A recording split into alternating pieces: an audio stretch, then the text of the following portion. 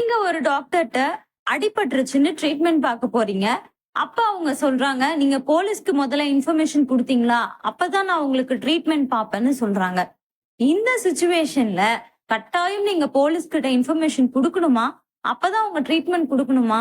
அப்படின்னு கேட்டீங்கன்னா, நிச்சயமா கிடையாது. ஒரு எமர்ஜென்சி சிச்சுவேஷன்ல ஒரு பெர்சன் உங்ககிட்ட வராங்கன்னா, அவங்களுக்கு நீங்க கட்டாயமா ட்ரீட்மெண்ட் பார்க்கணும். இது ரைட் டு மெடிக்கல் கேர்ன்னு ஆர்டிகல் 21 ஆஃப் இந்தியன் கான்ஸ்டிடியூஷன்லயே சொல்லியிருக்கிறாங்க.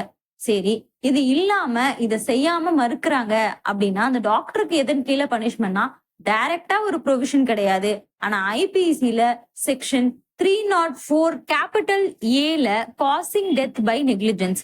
அந்த நபர் இது மாதிரி இவங்க மறுக்கிறதுனால இறந்தாங்க அப்படின்னா, இந்த பிரிவின் கீழ அவங்க தண்டிக்கப்படுவாங்க.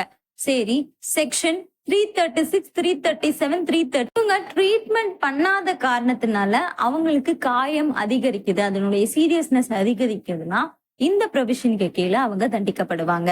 பிஎன்எஸ்ல செக்ஷன் 106ல சொல்லியிருப்பாங்க, அதன்படி மெடிக்கல் நெக்லிஜென்ஸ்னால ஒரு இறப்பு ஏற்படுது அப்படின்னா அதுக்கு 2 வருடம் வரைக்கும் நீடிக்கக்கூடிய ஒரு சிறை தண்டனை மற்றும் அபராதமும் விதிக்கப்படும். அதுவே 336, 337, 338 act endangering life or personal safety of others அப்படின்னு நம்ம கொண்டு போகிறோம்.